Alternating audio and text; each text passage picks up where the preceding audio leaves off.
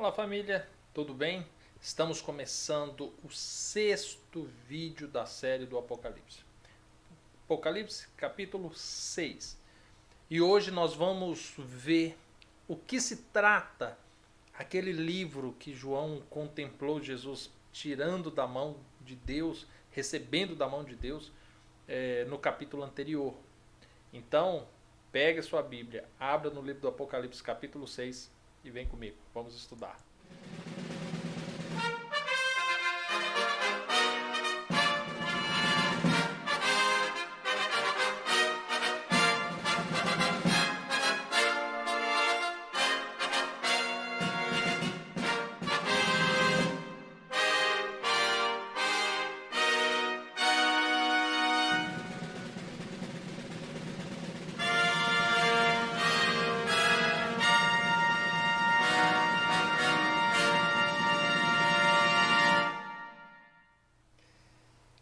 Estamos começando o estudo e hoje, como eu já mencionei antes, capítulo 6 do livro do Apocalipse, tá?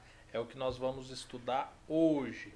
E aí eu já quero começar fazendo a leitura e na sequência nós vamos fazendo as devidas aplicações, tá bom? Verso 1. E havendo o cordeiro aberto um dos selos, olhei e ouvi um dos quatro seres, dos quatro animais, mas nós já sabemos que se trata de querubins, anjos querubins, que dizia como em voz de trovão: vem e vê. Uma coisa interessantíssima é o grupo das divisões desses 7 selos. Conforme eu mencionei no estudo do capítulo 2 e do capítulo 3 do livro do Apocalipse, as 7 cartas também são divididas em 2 grupos. O primeiro grupo de 4 cartas, 4 igrejas, e o segundo grupo de 3 igrejas. Nós já percebemos aqui que os 7 selos também possuem essa diferença. Você vai verificar na leitura que os 4 primeiros selos, eles são diferentes. Tudo que ocorre daquilo que ocorre nos 3 últimos selos. Então aqui no primeiro, um dos seres, lembrando que são 4 querubins ao redor do trono de Deus, um deles clama com voz de trovão, com grande autoridade, para que todo o universo ouça: vem e vê. E então João olhou, e olhei, e eis um cavalo branco, e o que estava sentado sobre ele tinha um arco, e foi-lhe dado uma coroa, e ele saiu vitorioso para vencer. Então, peraí. João aqui, ele contemplou um cavalo branco, e alguém sentado sobre o cavalo com um arco. Nós precisamos entender o seguinte: a partir desse momento, João ele começa a ter visões de símbolos, plenamente símbolos. Por o seguinte, quando diz que ele saiu vitorioso e para vencer, significa que ele venceu algo, mas ele ainda continuaria vencendo. Mas venceu o quê? Porque não fala nessa narrativa. E é onde nós conseguimos começar a interpretar isso como uma visão de símbolos. E por se tratar de símbolos, nós precisamos entender como que funciona tudo isso. Eu mencionei para vocês outrora que os 7 selos desse livro equivale a 7 cartas das igrejas enviadas à Ásia. Quando nós lemos a primeira carta, que está lá no capítulo 2, a partir do verso 1, eu acho interessante quando é dito assim, no verso 3, tens perseverança e por causa do meu nome sofreste, mas não desfaleceste. Ou seja, a primeira carta, o primeiro período da história que é narrada nas 7 cartas e é aberta aqui nos 7 selos, nesse livro de 7 selos, é uma narrativa histórica, e nesse primeiro período diz que esse cavaleiro, ou seja, o cavalo na Bíblia muitas das vezes é tido como forças militares, poderes, E agora aqui é dito que vamos levar isso inicialmente como um poder espiritual, religioso. É dito que ele estava vestido de branco. Branco é uma representação de pureza. Ele tinha um arco nas mãos. O arco é interessante porque assim, a Bíblia traz, inclusive na narrativa de quando Abraão despede a Agar e a seu filho Ismael, que eles estavam a uma distância de um tiro de arco. Ou seja, embora o arco fosse uma arma de disparo de longa distância, essa longa distância não era tão longa assim. Ou seja, é uma arma utilizada que tinha ali a sua eficácia, mas ela não iria tão longe, o alcance dessa arma. E mesmo assim ele foi vencedor. Mesmo com uma arma de uma distância não tão longa assim, pura, nós podemos dizer que esse ambiente espiritual, esse poder espiritual, religioso, desse primeiro período histórico, ele foi vitorioso. E ele era puro.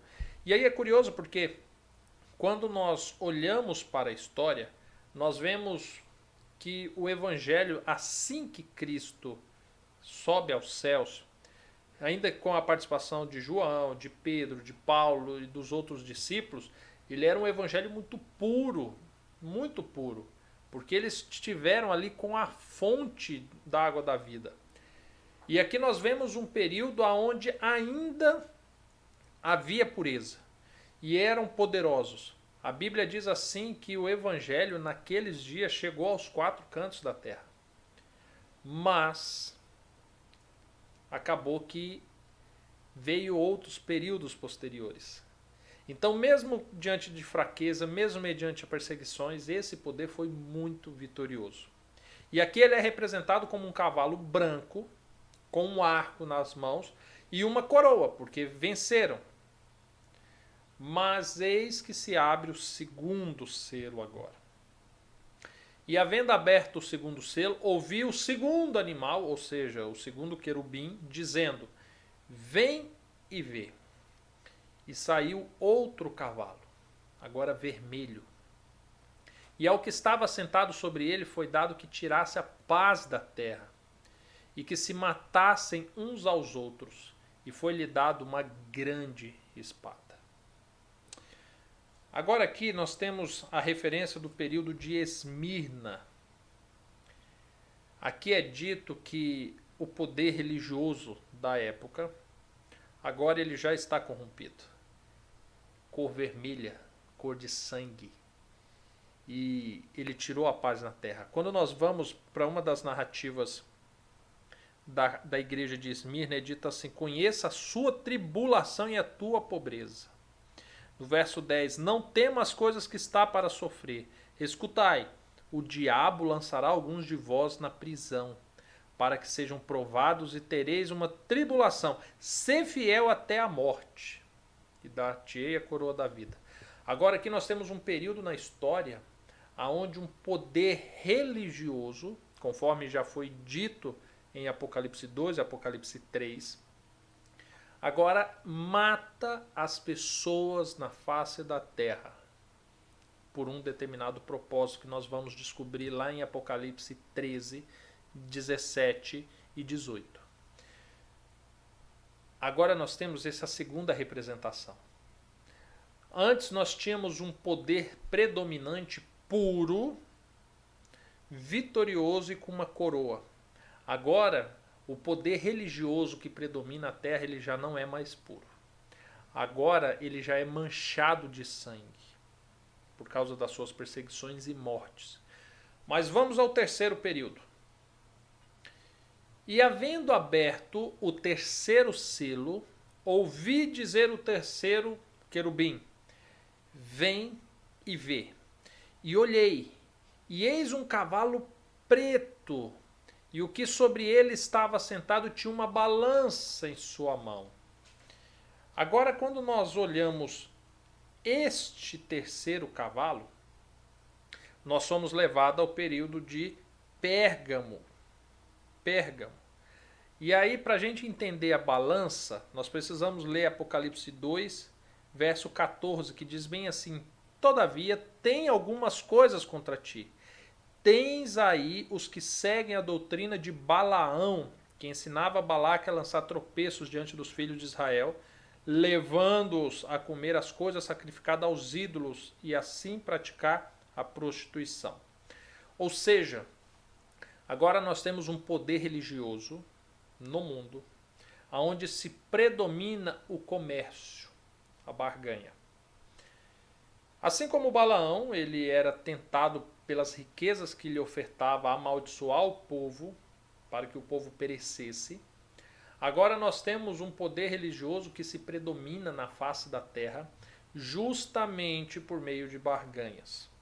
Agora nós temos o levantar de um poder religioso, aonde se introduz atos religiosos, tradições religiosas, aonde gira riquezas em torno dela. É por isso que é dito que tem uma balança na mão. Mas olha, vamos dar sequência até para que vocês vejam o que é dito no verso seguinte.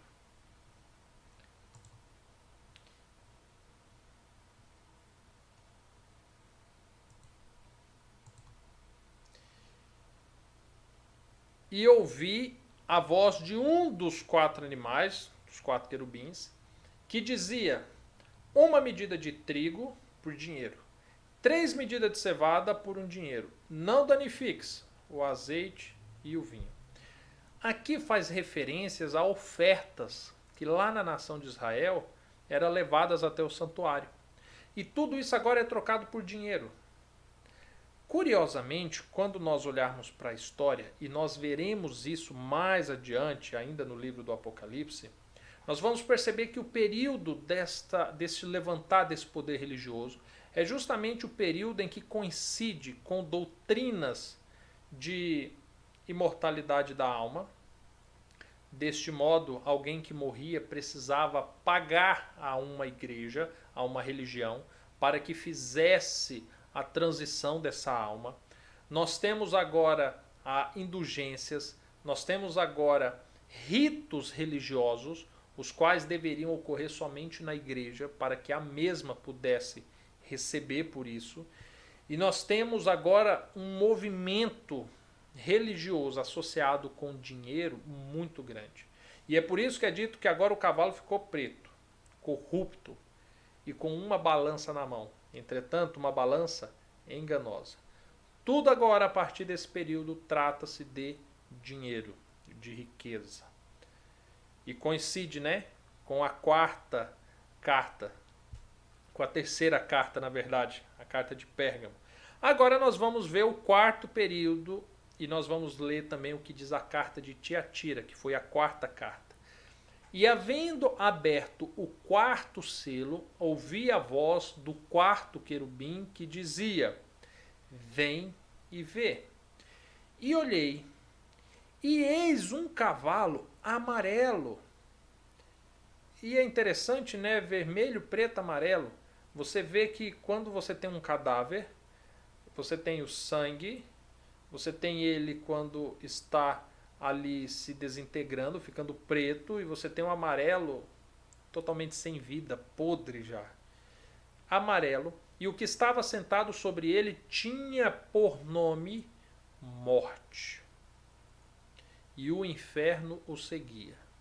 E foi-lhe dado poder para matar a 4ª parte da terra, com espada, com fome, com pestes e com feras da terra. Então, peraí. Agora é muito importante isso.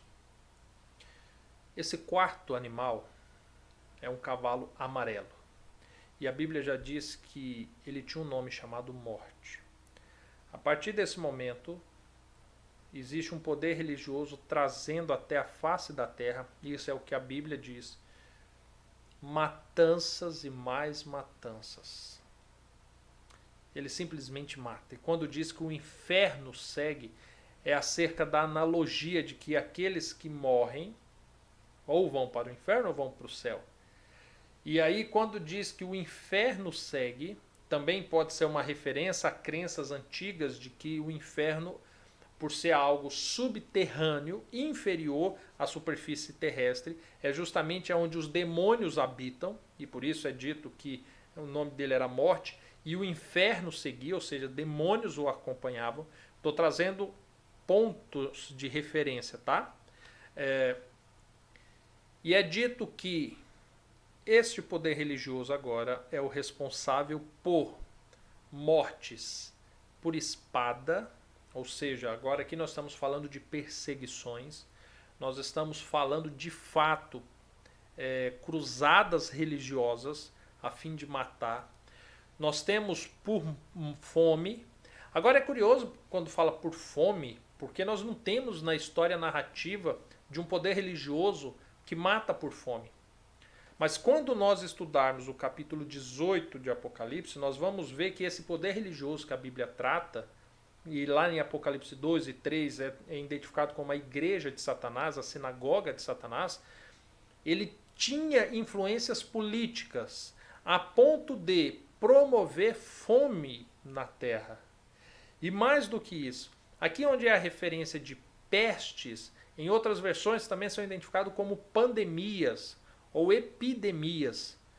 Nós temos um poder tão sombrio que por trás da fachada, o que a Bíblia identifica, Apocalipse identifica capítulo 2 e 3 como sinagoga de Satanás, por trás dessa fachada de uma sinagoga existe um poder terrível, o qual o próprio Satanás, o próprio diabo, conduz religiosamente, politicamente, economicamente esta sinagoga.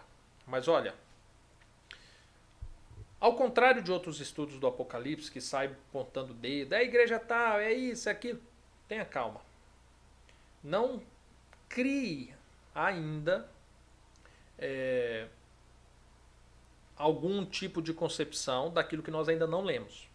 Até esse exato momento, a Bíblia simplesmente identifica que em um determinado momento da história, Satanás ele levantou uma própria igreja a fim de exercer o seu poder, o seu domínio sobre a terra.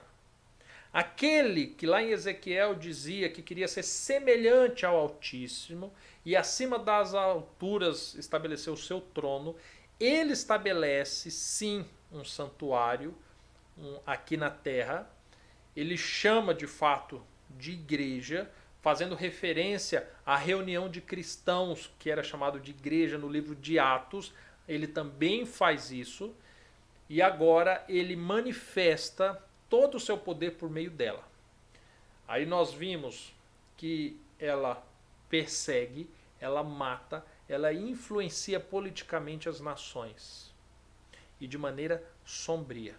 E aí nós descobrimos que essas mortes provêm de fome, de pandemias, epidemias, ou seja, doenças que surgem, e com as feras da terra. Ou seja, essas feras da terra, em algumas interpretações, trazem como guerras, tá? Movimentações políticas e tudo mais que acabam culminando em guerra. Mas fato é que esse poder religioso que predomina sobre a terra, neste período, a ordem era matar. E as pessoas morriam de diversas formas. Você talvez já esteja lembrando em algum período da nossa história, não muito longe, aonde, por exemplo, em um século, a quantidade de pessoas que morreram na face da terra, quer seja por uma perseguição religiosa, quer seja por uma guerra mundial, quer seja por uma segunda guerra mundial, quer seja por perseguições na guerra por serem judeus, por serem negros, por serem de raças distintas. Nesse mesmo período, onde em alguns continentes a fome foi quem mais matou, onde as pestes foi o que mais matou. Está percebendo?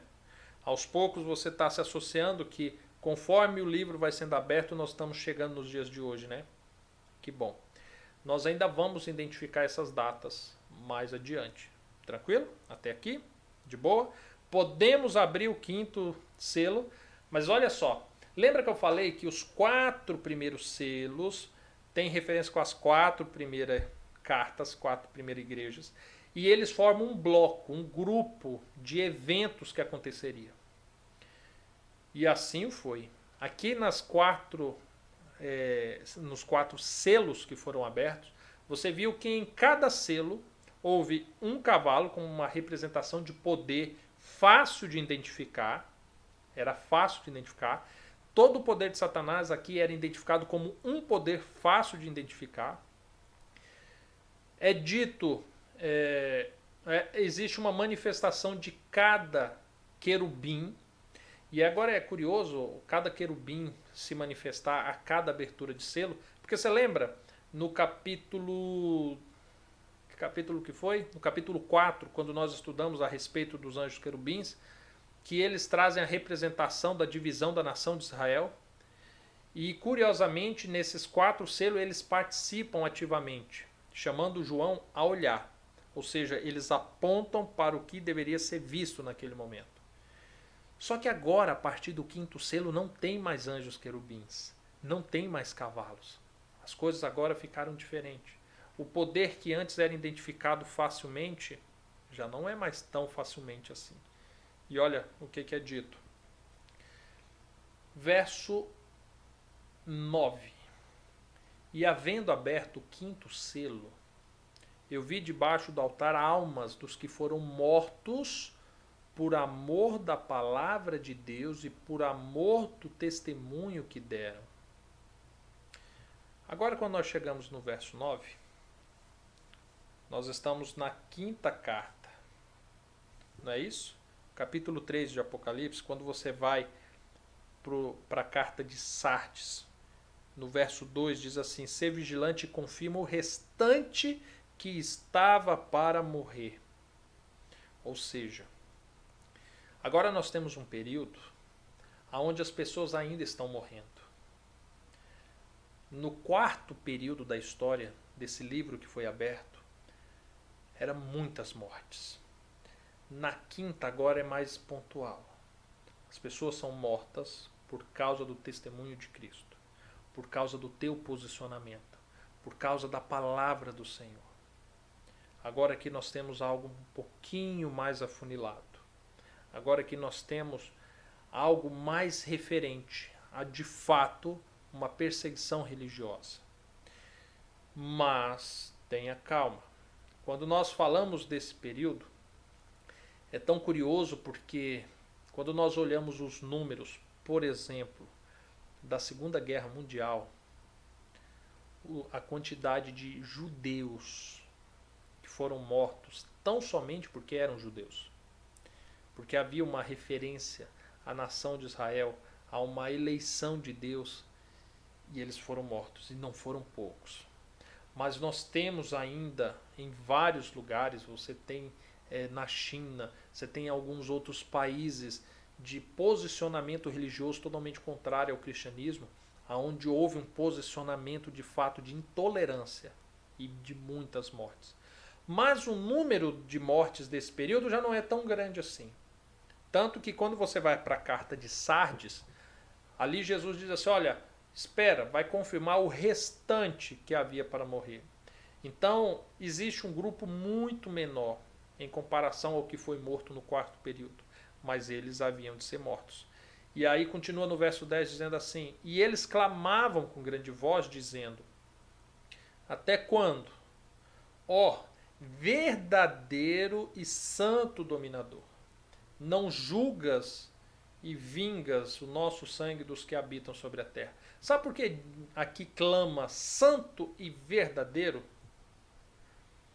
Porque existe um na terra que está matando, que se diz santo, que se diz verdadeiro, mas não é. Percebe? Calma, que logo nós vamos identificar todas as formas pela qual o diabo trabalha aqui na terra, por meio dessa sinagoga que o livro do Apocalipse já vem nos chamando a atenção no capítulo 2, no capítulo 3 e agora aqui no capítulo 6 também. Vamos continuar a leitura. O que mais que nós temos aqui? A partir do verso 11 agora. E foram dadas a cada um compridas vestes brancas, e foi-lhe dito que repousasse ainda um pouco de tempo, até que também se completasse o número dos seus conservos e seus irmãos que haviam de ser mortos como eles foram. Ou seja, aqui nesse quinto período, a morte ainda predominaria num período onde a humanidade precisava haver um posicionamento acerca de quem era cristão e quem de fato não era. Agora, curioso quando é dito ali que essas almas clamavam. Na verdade, a alma não clama. Na verdade, quando você morre, o que a Bíblia ensina é que o teu corpo, que é pó, volta à terra e o fôlego de vida de Deus volta para Deus. E você deixa de ser uma alma vivente. Só que para nós entendermos essa referência, quando diz assim que o sangue das almas clamava, nós precisamos lembrar de Abel, lá no início, a primeira morte que houve. Quando Deus ele chega a Caim e diz assim, Caim, o sangue do teu irmão clama por mim. Ou seja, o derramamento de sangue inocente de quem buscou adorar a Deus de maneira verdadeira, clamava a Deus por justiça.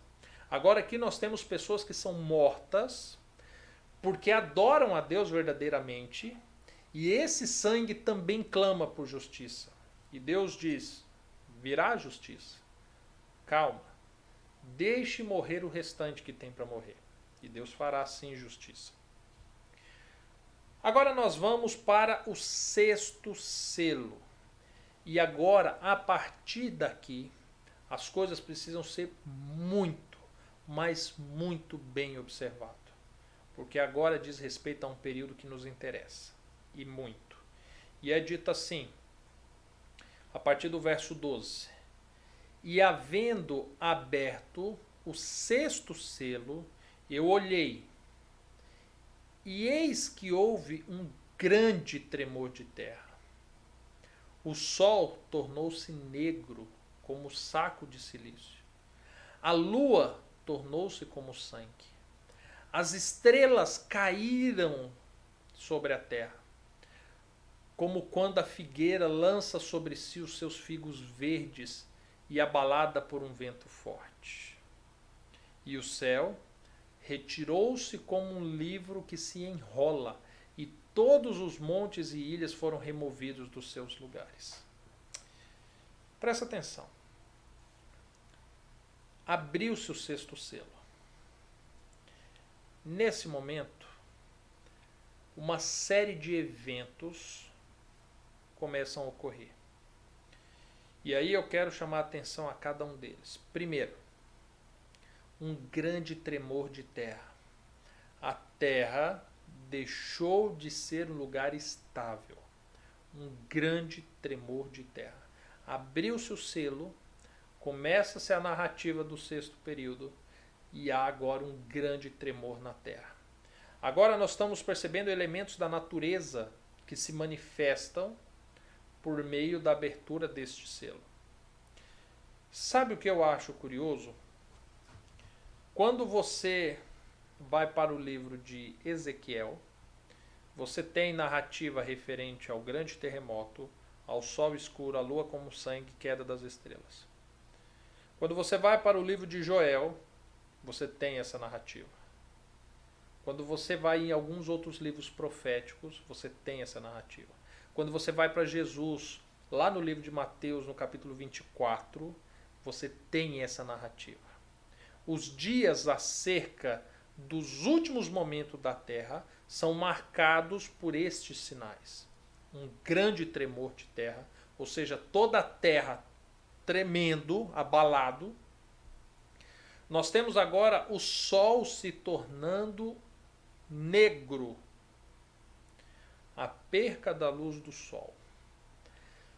Se porventura nós levarmos isso para a literalidade dos versos, nós podemos aguardar que fenômenos naturais na Terra haverão de marcar com clareza a abertura deste sexto selo. Curiosamente, existem algumas doutrinas que creem de fato na literalidade desses eventos e algumas dizem inclusive que eles já ocorreram. Embora existe uma controvérsia, e nós vamos ver isso principalmente no capítulo 12 do livro do Apocalipse, que as datas não batem e nem as características dos eventos não batem. Tá bom? Então, é seguro dizermos que essas características, conforme são narradas aqui, narradas no livro de Joel, de Ezequiel e no livro de Mateus, capítulo 24, ainda não aconteceram. Mas se nós levarmos para o simbolismo e para o fundo espiritual, podemos afirmar que a terra, ela estremeceu, ou seja, ela perdeu a sua segurança. O sol, que é fonte de luz, que é a manifestação de Deus, e nós vamos ver isso no capítulo 12, na mulher vestida de sol, ele se tornou negro. Ou seja, é um período na face da terra onde é quase que impossível notar-se a presença de Deus. Ainda levando como referência a mulher do capítulo 12, lá fala que os pés dela estão sobre a lua. E aqui nós verificamos que a lua se tornou como sangue. A lua é um reflexo do sol. Se sol é Deus, a lua vai refletir Deus. Nós temos essa referência, esse parêntese, essa comparativa, quando Moisés é chamado por Deus e é dito assim, olha, você vai construir para mim um santuário, que será a sombra do que existe no céu. Ou seja, se Deus é a luz principal, referenciado como sol, o santuário na terra seria a lua. E isso se confirma em Apocalipse 12. Curiosamente, aqui é dito que a lua se tornou como sangue. Nós vimos nos capítulos anteriores, nos versos anteriores, a referência de sangue ligado diretamente a obras realizadas por uma sinagoga de Satanás, conforme Apocalipse 2 e Apocalipse 3 identifica. E agora nós podemos dizer que, assim como se tornou quase negra a luz que provém de Deus, em questão de você conseguir enxergar as coisas como elas realmente são, os santuários que existem na face da terra, eles estão manchados de sangue. Sangue de inocentes. Eles estão manchados de morte. Ainda em um parêntese com Apocalipse 12, em um determinado momento é dito assim que houve uma batalha no céu e pelejou o dragão e os teus anjos, mas não achou-se lugar lá e foram lançados sobre a terra. E lá faz a menção das estrelas caindo da terra. E agora aqui nós temos uma queda de estrelas sendo lançadas sobre a terra. Uma chuva de estrelas. Que espiritualmente nós podemos retratar como o último momento em que Satanás agora com seus anjos se posicionam a fim de destruir toda a humanidade. Sabe por que eu digo destruir toda a humanidade? Porque quando nós vamos para o capítulo 3, na carta de Filadélfia, é dito assim no verso 10. Visto que guardaste a palavra da minha perseverança, também eu te guardarei da hora da tribulação que há de vir sobre todo o mundo. Ou seja, o sexto selo, quando ele é aberto, ele vem com muita destruição, com uma grande tribulação e sobre toda a terra. Então nós temos essas referências como algo espiritual também, se levarmos isso ao simbolismo. Percebe? E isso estaria em harmonia com o que Jesus disse em Mateus 24, o que é dito em Joel, o que é dito no livro de Ezequiel e em alguns outros livros proféticos. E aí é dito que, no verso 14, então o céu retirou-se como um livro que se enrola, e todos os montes e ilhas foram removidos do seu lugar.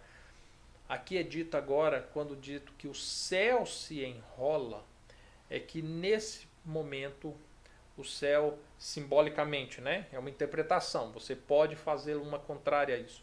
Mas é como se o céu se retirasse. Ou seja, é o momento em que agora vai ocorrer o que estava escrito. Não vai haver manifestações vindas do céu nesse momento. E mais, é dito que todos os montes e ilhas foram removidos dos seus lugares. É curioso quando nós falamos em montes e ilhas, porque não são fáceis de ser removidos. O que dá a entender isso daqui, ainda na linha simbólica, de que tudo aquilo que tínhamos como certo, princípios e valores na raça humana, agora foi removido. Talvez isso faz sentido quando nós vamos para as palavras da Bíblia, que é dito assim, que naqueles dias o amor de muitos se esfriaria. Ou seja, agora nós estamos vivendo momentos onde coisas que tínhamos por certo, o calor humano, o amor de um para com o próximo, o respeito de filho com os pais com os filhos, todos os valores que vêm desde Gênesis até esse determinado momento, eles seriam removidos. Perderiam-se essas referências. Está percebendo? E tudo isso em um período onde ele ocorre muito rápido, conforme nós vimos lá na sexta carta, na carta de Filadélfia. Só que aí, curiosamente, olha como termina os textos do capítulo 6. Então os reis da terra, os grandes, os ricos, os tribunos, os poderosos e todo servo, todo livre, se esconderam nas cavernas e nas rochas das montanhas. E diziam aos montes e aos rochedos, cai sobre nós, e escondei-nos do rosto daquele que está sentado sobre o trono e da ira do Cordeiro. Porque é vindo o grande dia da sua ira, e quem poderá subsistir? Quando lá na sexta carta é dito que vai vir um grande período de tribulação, e lá é curioso, porque lá é dito assim que para provar a todos os que habitam sobre a terra. Todos. E agora aqui faz essa referência de todos. Os reis, os ricos, os poderosos, os políticos, os servos, os escravos, os livres, todos. Diante disso agora eles exclamam que o dia do Senhor, o dia da sua ira, está chegando. Está chegando. Nesse sexto período da história, nós já temos o anúncio de que Deus está prestes a encerrar o ciclo da vida humana inerente ao pecado, escrava ao pecado. E agora, toda a humanidade busca se esconder desse dia que está por vir. É forte, né? Você está vendo a importância desse livro que Jesus recebeu ali no capítulo 5? Como ele enfatiza de fato a narrativa de toda a história do universo, desde aquele momento até o último momento da história da humanidade. E nós temos tudo isso aqui detalhado verso por verso. Só que curiosamente, agora quando nós vamos para o capítulo 7, nós temos algo incrível acontecendo, porque o capítulo 7 ainda é sequência do capítulo 6. E ele vai dizer o que vai acontecer nesse período. Lembra que lá na sexta carta eu falei de um grupo especial que são selados por Deus, que são escritos na sua testa, que eles pertencem a Deus e que eles exerceriam uma função na sétima carta da mesma forma. Agora nós vamos estudar no capítulo 7 este povo. Quem são eles? O que eles farão? Qual é a missão deles? E então nós vamos ingressar para o último período da história da humanidade. Semana que vem estamos aqui de volta. No próximo sábado, às 8 horas da manhã, o vídeo estará aqui disponível. Se você ainda não é inscrito no canal, se inscreva, ative o sininho para você não perder nenhum vídeo que nós colocamos aqui. Que Deus te abençoe e te guarde essa semana até o nosso próximo encontro. Fica com Deus. Até mais. Tchau, tchau.